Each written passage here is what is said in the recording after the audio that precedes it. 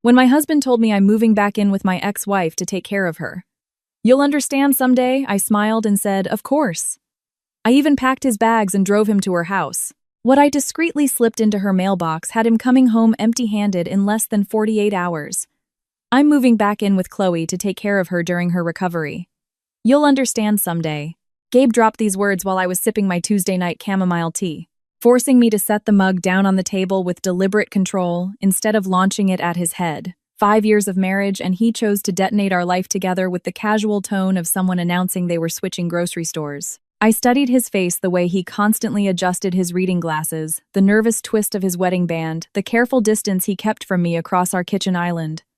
Of course, I heard myself say, in a voice so sweet it made him take a step back, "When do you need to leave?" His relief was instant and insulting. He'd expected tears, accusations, maybe even the ceramic mug flying past his ear. Instead, my quiet acceptance completely unnerved him. Tomorrow afternoon, he managed, his fingers still fiddling with that ring. Her surgery is Thursday at 7 a.m. I nodded, taking another sip of tea. Suddenly, the kitchen felt smaller, the walls pressing in despite the open concept design we fell in love with when we bought the house 3 years ago. In this very spot, Gabe had wrapped his arms around me, whispering about the children we'd raise here, the dinner parties we'd host, the life we'd build together. Now he stood on the other side of the granite countertop as if it were a fortress wall. "How long has Chloe been planning this surgery?" I asked conversationally. "A couple of months. It's complicated. Something about nerve damage from her car accident last year." He was more comfortable with the topic, now likely grateful I was engaging instead of exploding. "She's tried to manage with physical therapy, but the doctors finally said surgery was the only option. 2 months. While I was planning our anniversary trip to Napa Valley, he had been planning his exodus. The reservation confirmations were still in my inbox, the wine tour already paid for, scheduled for 3 weeks from now. I wondered if he'd forgotten or if he simply hadn't cared enough to remember. "And she doesn't have anyone else?" I asked, genuinely curious about this part of his narrative. Chloe Anderson was hardly a hermit. Her Facebook profile, which I had definitely not been stalking, showed regular girls' nights, family barbecues, and a particularly close relationship with her sister. Her parents moved to Florida last year, and she and her sister aren't on speaking terms. There was the lie sliding out as smooth as butter. Just last week, Chloe had posted pictures from her sister's birthday dinner. I'm the only one she feels comfortable asking for help. She needs intimate care. Intimate care. The phrase hung in the air between us like a confession. I could see him realize what he'd said, the flush creeping up his neck as he rushed to clarify. Medical care helping her shower, changing bandages, that sort of thing. "How lucky that you're available to help," I said, getting up to rinse my mug in the sink. Through the window, I saw our neighbor, Mrs. Gable, walking her ancient poodle, keeping to her strict 7:30 schedule. The normalcy of the scene felt surreal. "Will you be staying in the guest room?" Gabe's silence lasted a beat too long. "She's converted her downstairs office into a recovery room so she won't have to navigate stairs." So thoughtful of her. Planning so far ahead. I turned off the faucet, drying my hands on the dish towel with deliberate care. 2 months, you said. He must have heard something in my tone because his shoulders tensed. "Caroline, this isn't... I'm not leaving you. This is temporary. Just until she's back on her feet." "Of course it is."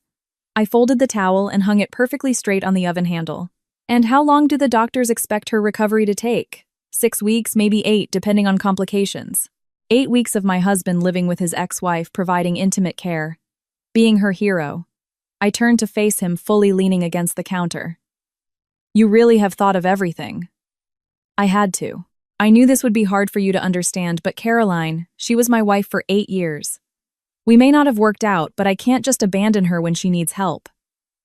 There was that word again, abandon. As if not moving in with your ex-wife constituted abandonment. As if staying with your current wife was somehow the morally inferior option. "You're right," I said, and his eyes widened in surprise. "I understand. You made a commitment and you need to see it through." Gabe's relief was almost comical. He actually smiled, this boyish grin that had charmed me in a coffee shop 6 years ago. "I knew you'd come around. You're amazing, Caroline. Not many women would be this understanding." I smiled back, already mentally cataloging the contents of his office, the passwords he kept on. Post-it notes despite my warnings about security. The file cabinet where he thought I didn't know. He kept old pictures of Chloe. "Well then, we should get you packed. You'll want to arrive organized."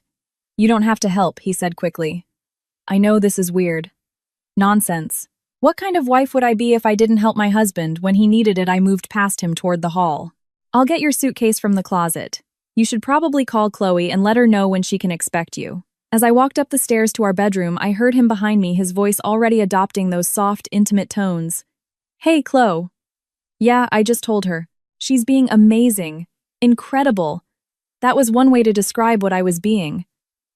Entering our bedroom, I pulled his large suitcase from the closet, the one we bought for our honeymoon in Costa Rica. Inside, the luggage tag from that trip was still there. Mr. and Mrs. Gabe Sullivan, it read. Forever starts today. Forever had lasted exactly 5 years, 2 months, and 16 days. The suitcase lay open on our bed, like a mouth waiting to swallow the last 5 years of my life.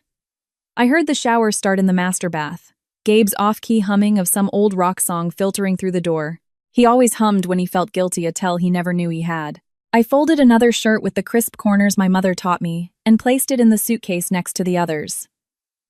His laptop was open on his nightstand, the screen dark but not locked. Gabe never remembered to lock it despite my constant reminders about digital security. The shower was still running hard. He took long showers, especially when he needed to think, which meant I had at least 10 minutes. I walked around the bed and touched the trackpad. The screen flickered to life, revealing his email inbox. At the top was a thread with Chloe Anderson that went back 2 months. 2 months of planning this moment while I slept beside him every night, oblivious. The subject line read, Post-op preparations, innocent enough for anyone looking over his shoulder.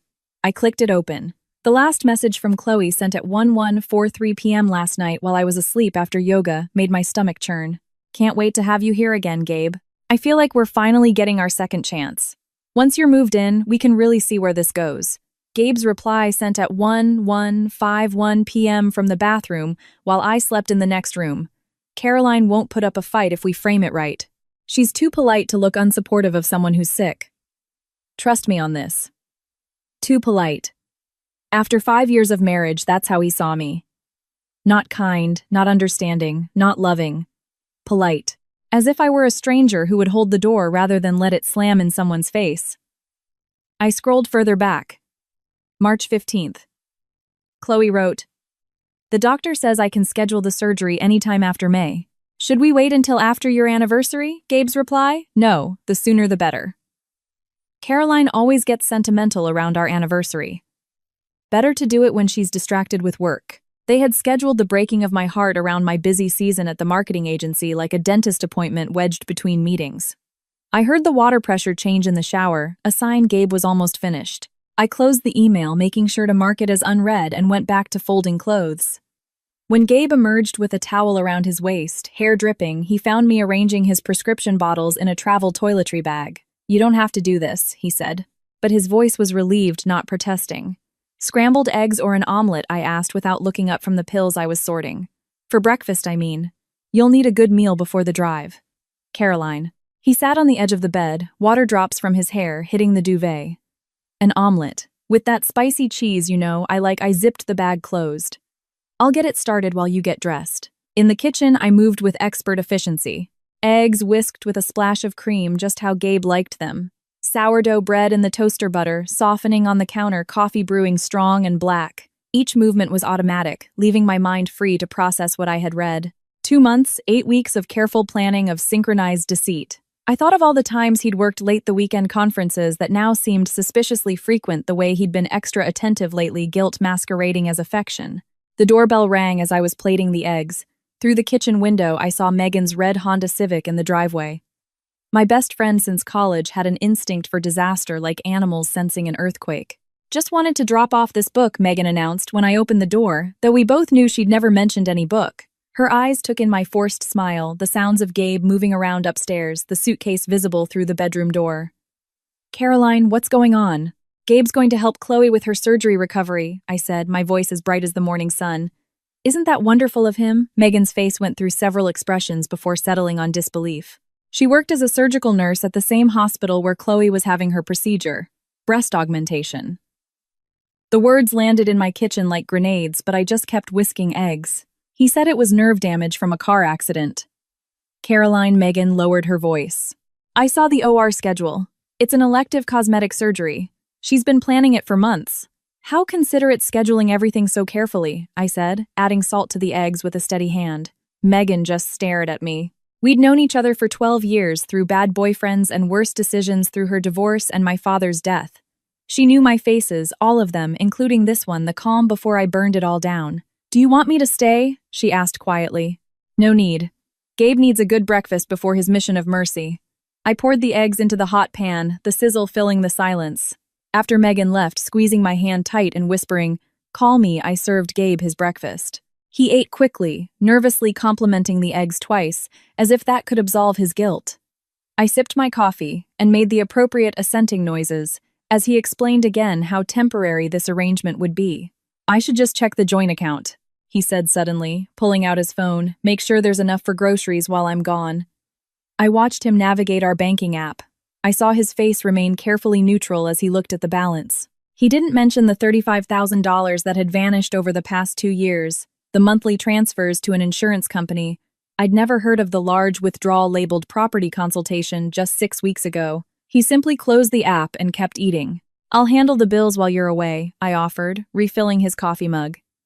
You're incredible, he said again, that word that was starting to sound more like an accusation than a compliment. I don't deserve you. Finally, something we could agree on. I smiled and started clearing the plates, every movement, deliberate and calm. Inside, meanwhile, the pieces of my world were rearranging themselves into a pattern I was only beginning to comprehend. The missing money, the secret planning. The surgery that wasn't what it seemed, the threads of deceit were weaving into something bigger than a simple affair. We should finish packing, I said, drying my hands on the dish towel. Chloe will be waiting. Back upstairs, Gabe had ducked into his office to make calls, his voice, a low murmur through the closed door. I was in our bedroom surveying the chaos of the suitcase ahead of me. His clothes hung in the closet like witnesses to our crumbling marriage. Each shirt and tie holding memories I needed to pack away. I pulled out his summer clothes first, the linen pants he'd worn on our trip to Charleston last month, the polo shirts from golf outings with clients, each piece folded with the precision of someone who'd worked retail in college, creases sharp enough to cut. Gabe emerged from his office an hour later, to find me surrounded by perfectly organized piles, his dress shirts arranged by color gradient, his casual wear by function, each stack looking like a department store display. You're really going all out, he said, and I heard the discomfort creep into his voice. If you're going to be a caregiver, you have to be organized, I replied, holding up a label maker I'd found in the closet. I'm labeling everything so you can find what you need quickly. Morning wear, casual afternoon pajamas. Each label was printed with unnecessary precision. The kind of detail that suggested either obsessive care or barely contained rage. Caroline, this is... He trailed off, watching me fold his boxer briefs into perfect squares. You really don't need to do all this. I've also started on meals, I continued as if he hadn't spoken. I'm making containers for 2 weeks. Chloe shouldn't have to cook while she recovers. And you've never been much of a cook. The jab slid in smoothly, wrapped in concern. I've made chicken noodle soup. That lasagna you love. And I'm working on a special healing tea blend with ginger and turmeric.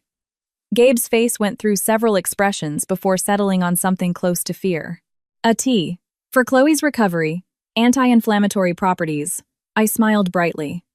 I'll put it in a nice jar with instructions. She'll appreciate the gesture. He retreated back into his office and I heard him on the phone, his voice low but urgent. She's not just being helpful. She's being too helpful. It's weird. A pause. I don't know what to think. While he was distracted, I slipped into his office.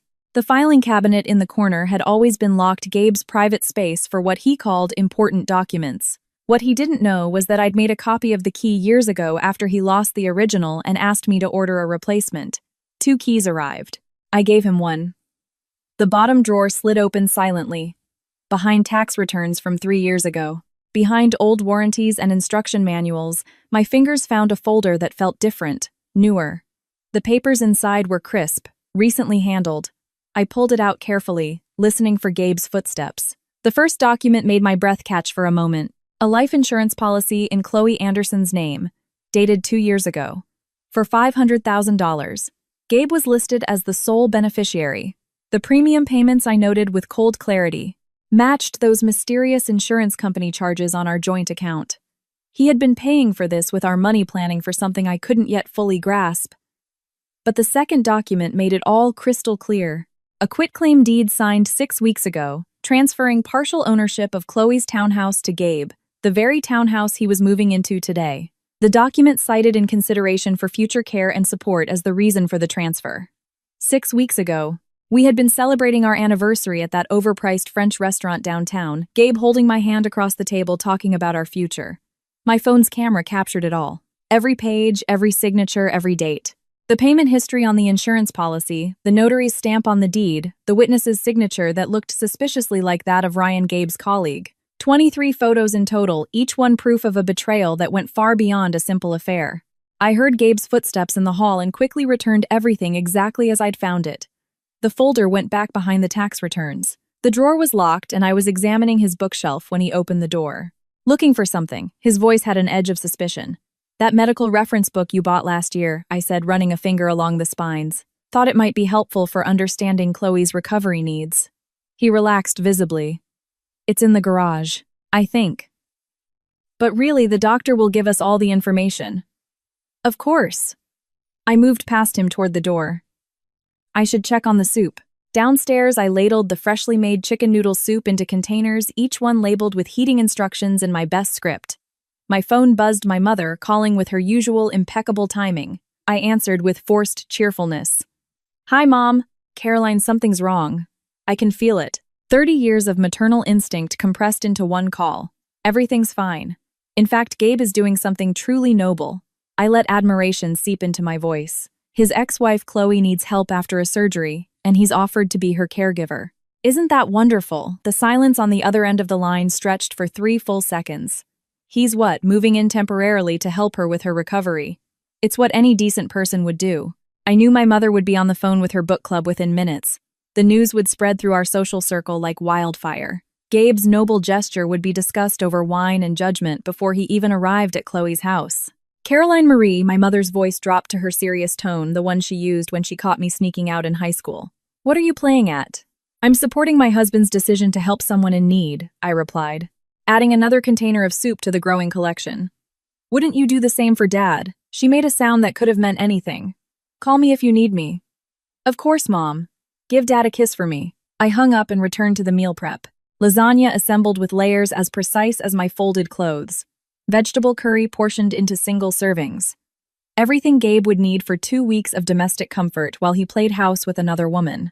The tea blend was last. Chamomile for calm, ginger for inflammation, powdered honey for sweetness, and just a touch of lavender for sleep. Nothing harmful, nothing that could hurt anyone, just a gentle remedy packaged in a glass jar with a hand-painted label for healing and new beginnings. Gabe found me arranging it all in a cooler with ice packs. "This is too much," he said, but his protest sounded hollow. "It's exactly enough," I corrected, snapping the cooler shut with a decisive click. "There. All ready for tomorrow." Wednesday morning arrived with a mocking sunshine that streamed through our bedroom windows. Gabe was already awake, sitting on the edge of the bed in his freshly pressed khakis and the blue button-down shirt I'd ironed the night before. The same shirt he'd worn to his first dinner with my parents 4 years ago. Now he was wearing it to move in with another woman. "Coffee?" I asked, already knowing the answer. Gabe needed his morning coffee like other people needed oxygen. 2 sugars, a splash of milk served in the Yankees mug his brother had given him. In the kitchen, I performed the coffee ritual with mechanical precision, while Gabe loaded his suitcases by the front door. The cooler of prepped meals sat ready on the counter, the glass jar of healing tea resting on top like the crown jewel of martyrdom. I heard him grunt slightly as he lifted his suitcase, the one filled with clothes I had folded as if preparing a soldier for war. "My car's still in the shop," Gabe announced when I handed him his coffee, though we both knew I'd seen it parked at his office yesterday when I drove by. "Would you mind giving me a ride?" The lie floated between us, obvious and insulting, but I smiled. "Of course. We should probably take the cooler too. It's all ready to go." During the 20-minute drive to Chloe's townhouse, Gabe transformed with every mile that separated us from our home. His shoulders relaxed, his breathing deepened, his fingers stopped, their nervous tapping on his knee. By the time we hit the highway, he was even humming again that same guilty tune from the shower yesterday. "This is very modern of us," he said as we passed the downtown exit. "Most people wouldn't understand this kind of arrangement." "We're not most people," I replied, keeping my eyes on the road while memorizing every detail of his relief. The way he kept glancing at his phone, likely texts from Chloe. the slight smile that played at the corners of his mouth. The wedding ring he had switched to his right hand at some point this morning, thinking I wouldn't notice. Chloe's subdivision appeared like a mirage of mediocrity, endless rows of beige and gray, siding with tiny, regulated plots of lawn. Her house was at the end of Rosewood Lane, a name that suggested an elegance the neighborhood couldn't deliver. I pulled into her driveway behind a BMW that definitely wasn't there during the supposed financial hardships she'd complained about on Facebook last year. Before Gabe could even unbuckle his seatbelt, the front door swung open. Chloe appeared on the threshold as if she'd been waiting at the window watching for our arrival. She wore champagne-colored silk pajamas, her blonde hair perfectly waved, her face fully made up with the kind of careful application that takes an hour minimum. For someone recovering from surgery, she looked remarkable, like someone on their way to a high-end brunch. Gabe, her voice carried across the small yard with a rehearsed weakness. I was starting to worry. She moved toward us with careful steps, one hand pressed to her side in a gesture of pain that didn't quite match the fluidity of her walk. Gabe practically jumped from the car to meet her, his hands hovering near her elbows as if she might collapse at any moment. "Careful," he murmured, and I watched Chloe lean into him with a calculated fragility. "Caroline." Chloe finally addressed me, her green eyes scanning me with the kind of appraisal women reserve for their rivals. "You're an angel for being so understanding. Not many wives would be so evolved." I pulled the cooler from the back seat, my movements deliberately cheerful. "We all do what we have to do. Gabe tells me your recovery might be a challenge." "Oh, it's been awful," Chloe sighed, though her breathing showed no signs of post-operative distress. "The pain is unbearable at times. I can barely manage on my own."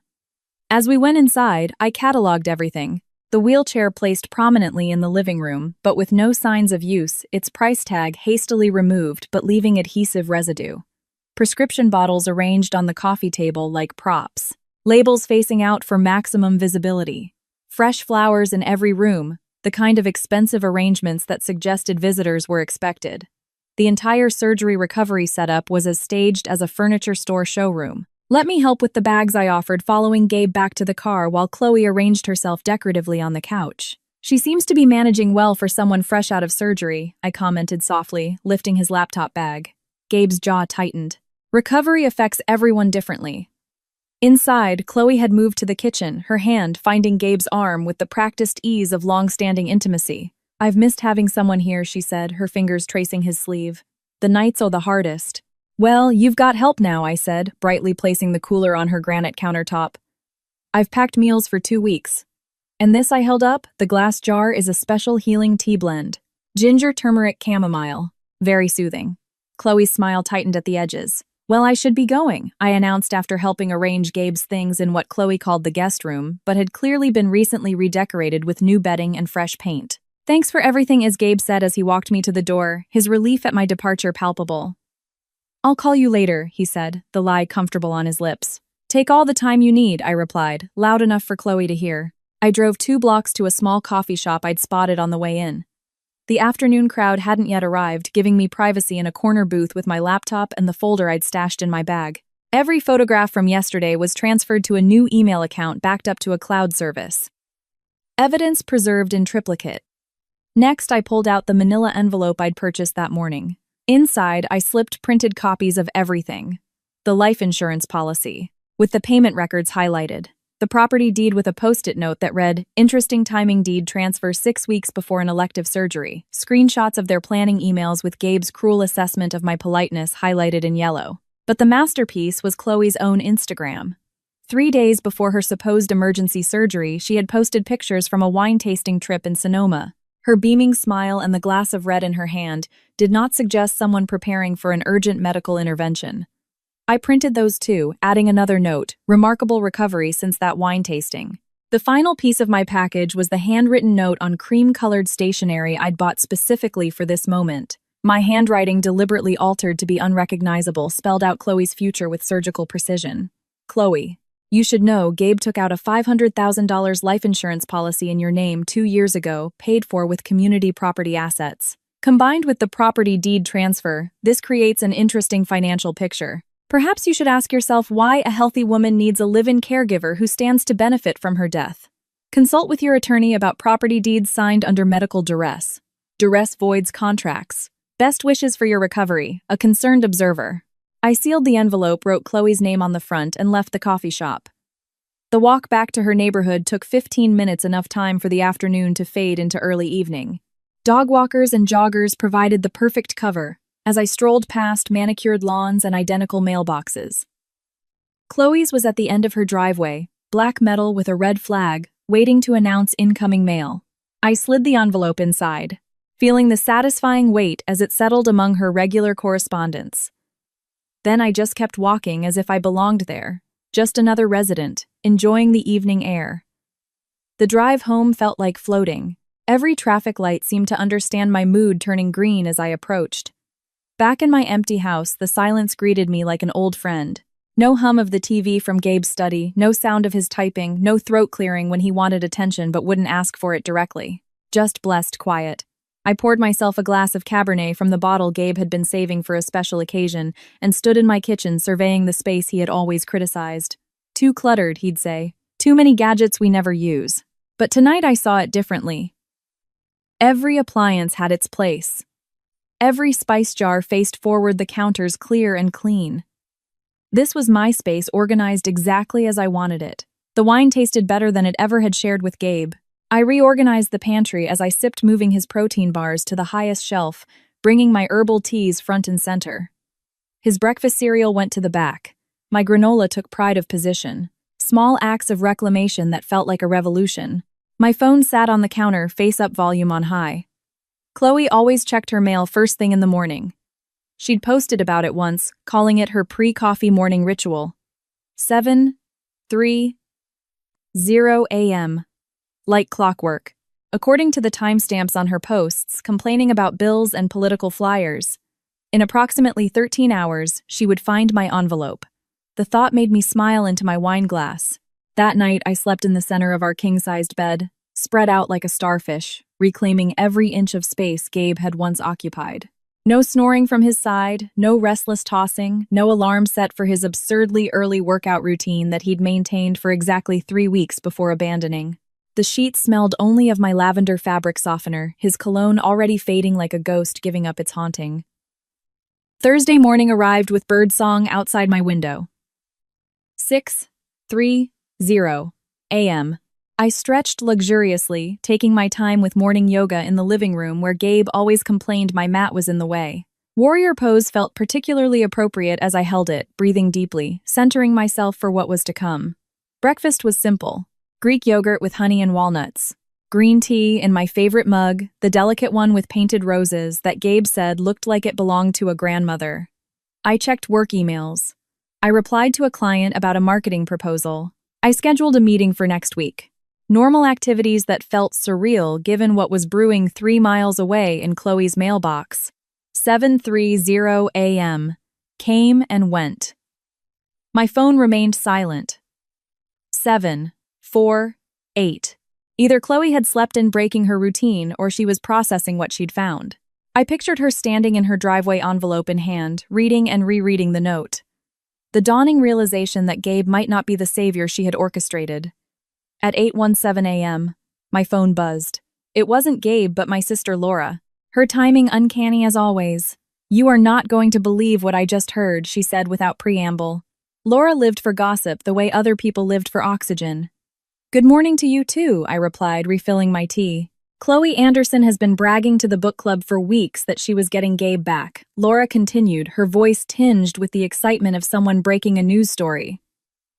"Sophia, you remember Sophia, Chloe's sister? She's been telling everyone how Chloe planned the whole thing. The surgery, the timing, everything." I set my mug down carefully. "Sophia is in your book club, started last month. She's been dying to vent about Chloe. Apparently, Chloe researched when your busy season at work was, timed the surgery for maximum impact. She even rehearsed her helpless act in the mirror, according to Sophia. Confirmation of what I had suspected should have stung, but instead it felt like validation. Every instinct I'd had was correct." "That's quite elaborate," I said softly. "Caroline, she's been planning this for over a year." "Sophia said Chloe hired a private investigator to track Gabe's routines. Learned about your marital problems." "We didn't have marital problems," I cut in. Laura paused. "No. Not until yesterday. The silence stretched between us before Laura spoke again, her voice softer. What are you going to do? I'm going to finish my tea and work on the Henderson account, I replied. By the way, I have a video call with my lawyer in 20 minutes. Your lawyer, Caroline, you didn't waste any time. Why would I? Gabe made his choice. I'm simply responding accordingly. After Laura hung up, I prepared for my video consultation with Catherine Bennett, the lawyer Megan had recommended last year during her own divorce. Catherine's face appeared on my laptop screen at exactly 9 a.m. Her expression professional but warm. Caroline, I've reviewed the documents you sent over. It's quite a comprehensive collection. I'd emailed her everything the night before. The insurance policy, the property deed, the bank statements showing the missing $35,000, the screenshots of the planning emails between Gabe and Chloe. Your husband's actions constitute community property fraud, Catherine continued, her fingers steepled as she spoke. Using joint funds for the insurance policy, the property consultation, hiding assets, this all gives you significant leverage. The property deed transfer alone raises questions of undue influence and financial manipulation. What does that mean practically? I asked, taking notes on a legal pad. It means Gabe has violated his fiduciary duty to you as his spouse. The court looks very unfavorably on spouses who dissipate community assets, especially when there's deception involved. You're entitled to a full accounting and likely a larger share of the remaining assets as compensation. And if he tries to claim this is temporary, that he's coming back. Catherine's smile was as sharp as a razor. Abandonment is abandonment, regardless of his stated intentions. Catherine was explaining the details of asset division when my phone rang at exactly 1147 a.m. Gabe's name on the screen made my pulse quicken, though I kept my expression neutral for the video call. I need to take this, I told Catherine. It's him. Document everything she advised before I switched the call. Gabe's voice came through high and tight, nothing like the confident man who had walked out of my house yesterday morning. Caroline, I need to come home. Can you come get me? I stood from my desk, moving toward the window where the morning light filtered through the blinds. What happened? Is Chloe okay? She's lost her mind. She kicked me out. She won't let me back in. My bags are on the lawn. She's threatening to call the police. His words tumbled over each other, the panic making him sound decades younger than his 35 years. She found some documents. She thinks I'm trying to. It's insane. She thinks I'm after her money. The satisfaction that bloomed in my chest was dark and complete, though my voice remained steady. The police. Gabe. What kind of documents would make her think that I don't know? The edge of hysteria in his voice was new. In 5 years of marriage, I had never heard him sound so unraveled. Something about insurance and a property deed. She's completely paranoid. The pain medication must be affecting her judgment. I picked up my car keys, already moving toward the door. I'm on my way. Try to stay calm. Please, just hurry. The neighbors are watching. The drive to Chloe's took 18 minutes, though I could have made it in 12. Each red light gave me time to compose my face into the appropriate expression of concern mixed with confusion. By the time I turned onto Rosewood Lane, I had achieved the perfect balance of the supportive wife rushing to her troubled husband's rescue. The scene that greeted me was better than anything I could have imagined. Gabe was sitting on his suitcases at the end of Chloe's driveway, shoulders slumped, looking for all the world like a piece of lost luggage no one wanted to claim. His perfectly ironed shirt from yesterday was wrinkled, his hair disheveled as if he'd run his hands through it repeatedly. 2 neighbors were in their driveways pretending to check their mail, while obviously reveling in the drama. Through Chloe's front window, I could see her pacing phone pressed to her ear, gesticulating wildly with her free hand. Even from the car, her agitation was visible in every movement. Yesterday's silk pajamas had been replaced with street clothes, the invalid act apparently forgotten in her fury. I parked and approached Gabe with measured steps, aware of our audience. "Oh, Gabe," I said, loud enough for the neighbors to hear. "What on earth happened?" He shot to his feet, nearly tripping over his own bags. She went crazy. 1 minute she was fine, the next she's screaming about fraud and throwing my stuff outside. His eyes darted to the window where Chloe had stopped pacing to glare out at us. "We have to go. Now." I picked up one of his bags, noting how he flinched when Chloe's front door opened a crack, then slammed shut again. "Of course. Let's get your things in the car." We loaded his belongings quickly. The same bags I had helped him pack with such precision, now tossed haphazardly into my trunk. Gabe kept looking back at the house as if he expected Chloe to come storming out at any moment. His hands were shaking as he closed the trunk. She was fine last night, he said, as we pulled away Chloe's townhouse shrinking in the rearview mirror. We had dinner, watched a movie, everything was normal. Then this morning she got the mail and she just exploded. I merged onto the main road, keeping my voice soft. The mail. She found something in her mailbox. Documents about insurance policies and property deeds. She accused me of trying to steal from her, of plotting to hurt her for money. His voice broke on the last few words. Caroline, I would never. You know I would never do that. Of course not, I soothed, signaling for a turn. It sounds like the pain medication is making her paranoid. Some people have terrible reactions to those drugs. She's probably not thinking clearly. Gabe latched onto this explanation with desperate relief. That has to be it. The meds. She was taking a lot of pills yesterday. He rubbed his face with both hands. But she called me a con artist. Said I was after her money. Where would she even get an idea like that? Who knows what goes through someone's mind when they're not well? I offered, maintaining a steady speed through our neighborhood. Maybe she'll calm down once the medication wears off. She's not taking my calls. I tried to explain, but she just kept screaming about lawyers and fraud charges. He slumped in the passenger seat, looking smaller than I had ever seen him. This was supposed to be about helping her recover. How did it turn into this? I pulled into our driveway, and the familiar sight of our house seemed to startle Gabe as if he'd forgotten this was technically still his home. We sat in the car for a moment, the engine ticking as it cooled. Maybe she just needs time, I suggested. Surgery can be traumatic. People aren't themselves afterward. Gabe nodded eagerly, clinging to any rational explanation that didn't involve examining his own actions.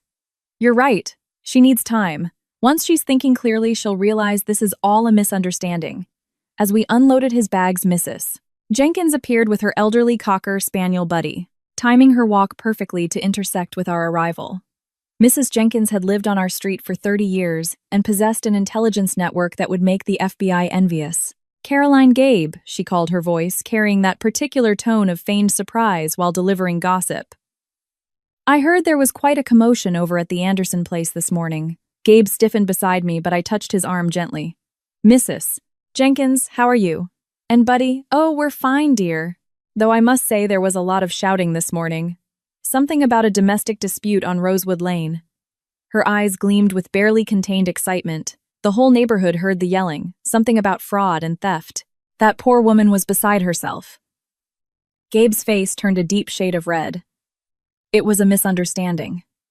Of course, Mrs. Jenkins nodded, though her expression suggested she was already composing the story she'd share at the neighborhood coffee clatch tomorrow. These things happen, though I must say fraud accusations are quite serious. The police seemed very interested. We should get inside, I said to Mrs. Jenkins, gesturing to Gabe's bags scattered across our driveway. It's been a long morning. She nodded, knowingly tugging on Buddy's leash. Of course, dear. You two take care. Her parting glance at Gabe suggested she'd already convicted him in the court of neighborhood opinion. Gabe shuffled inside behind me, dragging his suitcase as if it weighed a ton. He went straight for our bedroom muscle memory, guiding him upstairs while I stayed in the kitchen, counting the minutes until he discovered the changes I'd made. 3 minutes. That's how long it took before I heard his footsteps returning heavier now, almost stumbling. He appeared in the kitchen doorway, his face pale. My clothes. They're not in the closet. They're in the guest room, I said, pulling a folder from my laptop bag. We need to talk. Gabe's eyes fixed on the folder in my hands, the legal-looking manila envelope that contained his future. Caroline, what is this? Sit down, I said, gesturing to the kitchen table where we had shared 5 years of meals, conversations, and lies. He sat slowly, as if his bones had turned to glass. I opened the folder and spread the contents across the table with deliberate precision. The divorce papers crisp and official. The forensic accounting report Catherine's team had prepared 23 pages, detailing every financial transgression. Bank statements with highlighted withdrawals, the insurance policy documentation, the quitclaim deed, a full catalog of betrayal documented in black and white. Gabe's face transformed as he processed what was in front of him. First came confusion, his brow furrowing as he tried to make sense of the papers.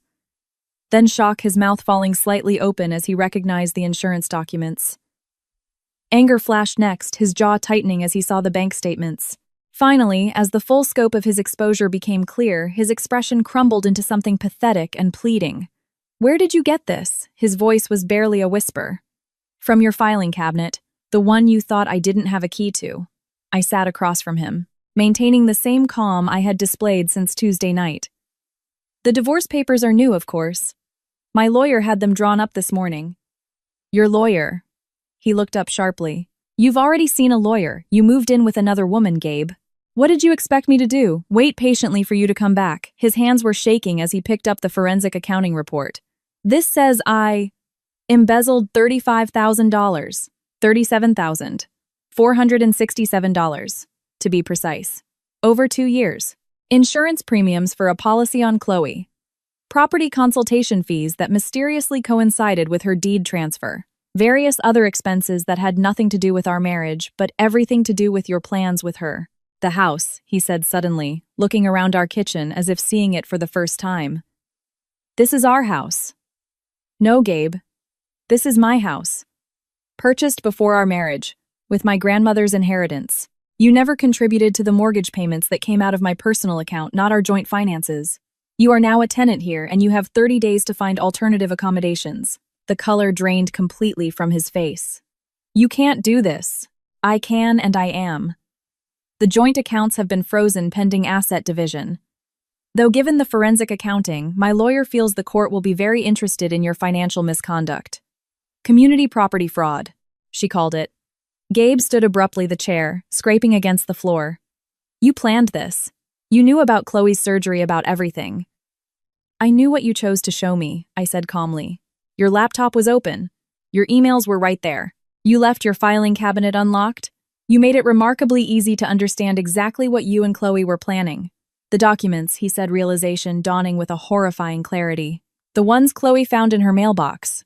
That was you. I tilted my head slightly. I simply made sure that all parties involved had all the necessary information to make informed decisions. Isn't that what you claimed you were doing? Making the mature, informed decision to help someone in need? You've destroyed everything, Gabe said, his voice rising. You turned Chloe against me. I didn't turn anyone against you.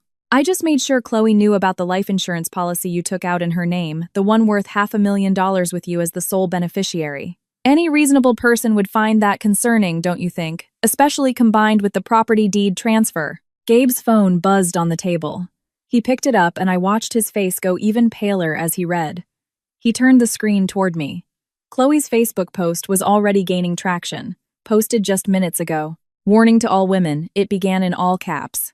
Gabe Sullivan is a con artist who tried to take my house and took out a life insurance policy in my name without my knowledge. He used his wife's money to pay for it while planning to leave her.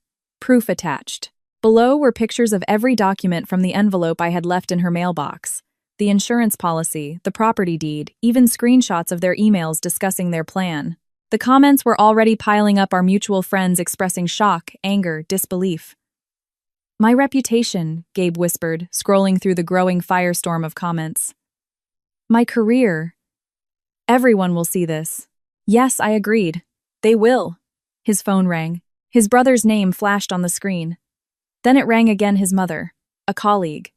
The flood had begun. You did this, he said, but there was no fight left in his voice, only a hollow recognition. You orchestrated all of it. The packing, the drive over the documents. You knew exactly what would happen. I knew Chloe deserved to know what kind of man was moving into her home. I knew you deserved to face the consequences of your choices. And I knew that I deserved better than a husband who spent 2 years planning his exit while he slept beside me every night. Gabe sank back into the chair, his phone continuing to vibrate with incoming calls and texts, the life he had carefully constructed, the reputation he had cultivated, the elaborate plan he had hatched with Chloe. It was all unraveling in real time, documented for public consumption on social media. The guest room has clean sheets, I said, gathering the legal documents back into their folder. Your belongings are in the closet in there. You have 30 days, Gabe. I suggest you start looking for an apartment tomorrow. I stood to leave, but his voice stopped me at the doorway. How long did you know? Know what? That you were leaving since Tuesday night. That you were a liar. Maybe I always knew. I just chose to believe in something better. I never wanted it to happen like this, he said to my back. I didn't turn around. No. You wanted it to happen without me ever finding out. With you having both Chloe's property and my financial support. With you getting everything while I got nothing but an empty house and confusion. This version, where you're exposed for who you really are, You're right. You never wanted that to happen. I went upstairs to my bedroom, now mine and mine alone, and closed the door on Gabe's muffled phone conversation with what sounded like his brother. The panicked tone of his voice filtered up through the floor as I changed into comfortable clothes and put my hair up. This was my house, my space, my life to reclaim. 2 weeks passed in a blur of legal meetings and rerouted mail. The neighborhood gossip network, more efficient than any news service, kept me informed without my having to ask. Megan learned from her colleague who lived on Rosewood Lane that Chloe had filed for a restraining order against Gabe. The property deed transfer had been flagged as potentially fraudulent, and she was pursuing legal action. Mrs. Jenkins, walking buddy past my house daily, now mentioned she'd heard Gabe had moved into a studio apartment near the highway, the kind of place that advertises affordable weekly rates on faded billboards. My mother arrived on a Saturday morning, 3 weeks after Gabe's departure, carrying a pot of her famous chicken noodle soup and the determined expression of a woman on a mission. She let herself in with her spare key, found me reading in the living room, and set the soup on the kitchen counter without a word. "You're too thin," she said, her standard greeting, regardless of my actual appearance. "I'm eating just fine, Mom." She heated the soup while I set the table. Our movements synchronized from years of practice.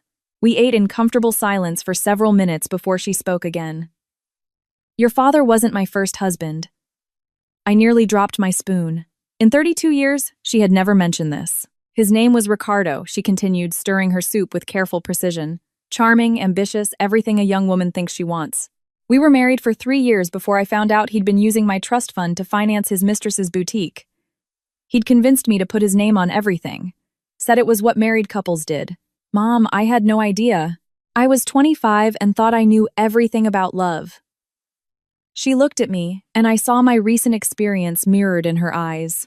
The morning I found out I wanted to burn his clothes on the front lawn, scream at him in front of his colleagues, make sure everyone knew what kind of man he was. "What did you do?" I documented everything. Quietly, carefully. Then I served him with divorce papers at the grand opening of his mistress's boutique in front of all of his investors. A small smile played on her lips. The boutique closed in 6 months. Ricardo moved to another state and became a used car salesman. Last I heard, he was on his 3rd marriage. And Dad, I met your father 2 years later. By then, I knew the difference between charm and character. She reached across the table and squeezed my hand. "The best revenge is living well while they live with their choices." "Caroline, you're already doing that." The validation I didn't know I needed washed over me. My mother, the woman who taught me how to fold a fitted sheet and never leave the house without lipstick, understood exactly what I had done and why. Later that afternoon, my phone buzzed with a text from Sophia, Chloe's sister from Laura's book club. "Chloe wants you to know something. Can I give her your number?" I considered it for a moment before typing back. "Can she email me?" The message arrived that evening, sent from a new subjectless email address. "Caroline, I won't insult you with apologies or excuses. We both know what I did and what I intended to do, but you saved me from something potentially dangerous. The insurance policy, the property deed, my lawyer says it could have been catastrophic if I'd let him stay. I posted everything online, not for the drama but to warn others. Gabe Sullivan is a predator in a nice guy mask. Thank you for taking that mask off. I'm moving to Lisbon next month. A fresh start. Chloe." I read it twice before deleting it. No response was needed. Chloe and I weren't about to become friends, bonded by Gabe's betrayal. We were just 2 women who had learned an expensive lesson about the difference between what men say and what they do. The leaves turned autumnal colors as my life settled into new rhythms. Gabe's 30 days came and went, his remaining belongings collected while I was deliberately at work. He left his key on the kitchen counter. No note. Just the metallic acknowledgement that this chapter was closed. 6 months after that Tuesday night revelation, I hosted my first dinner party in the house that was now entirely mine. Megan brought her new boyfriend, a pediatrician who laughed at her jokes and looked at her like she was the 8th wonder of the world. Laura came with her husband and a bottle of wine, expensive enough to prove she was celebrating my freedom. Even Mrs. Jenkins was invited, delighting everyone with neighborhood gossip while pretending she hadn't been my spy network during the dark days. The house felt different, now lighter. I had repainted the walls in colors Gabe had called too bold hung art he deemed too modern, and turned his office into a reading room with floor-to-ceiling bookshelves. Every corner reflected my choices, my taste, my life. "A toast," Megan announced, raising her glass as we gathered in the living room after dinner. to Caroline, who showed us all that sometimes the best response to betrayal isn't revenge. It's revelation. We clinked glasses, the sound crystalline in my peaceful home. Through the window, I could see the city lights spread out in the distance, each one representing someone living their own story, facing their own betrayals and triumphs. Somewhere in that city, Gabe was learning that a reputation once shattered can't be rebuilt with explanations or excuses. His LinkedIn profile had gone dormant after too many people shared Chloe's warning post. The marketing firm where he'd worked had quietly suggested he seek opportunities elsewhere. Chloe had indeed moved to Lisbon, leaving behind a townhouse that no longer held either profit or promise for Gabe's schemes. I stood in my kitchen after everyone had left, washing the wine glasses by hand, finding comfort in the simple ritual. The house was quiet but not empty. It was filled with the echoes of genuine laughter, real friendship, and the knowledge that I had chosen the truth over comfortable lies. The manila envelope that had started Gabe's downfall was long gone, but its impact remained not in bitterness or anger, but in the clean, sharp clarity of a life reclaimed. I had learned that sometimes the most devastating weapon isn't rage or revenge. It's simply making sure everyone sees the truth.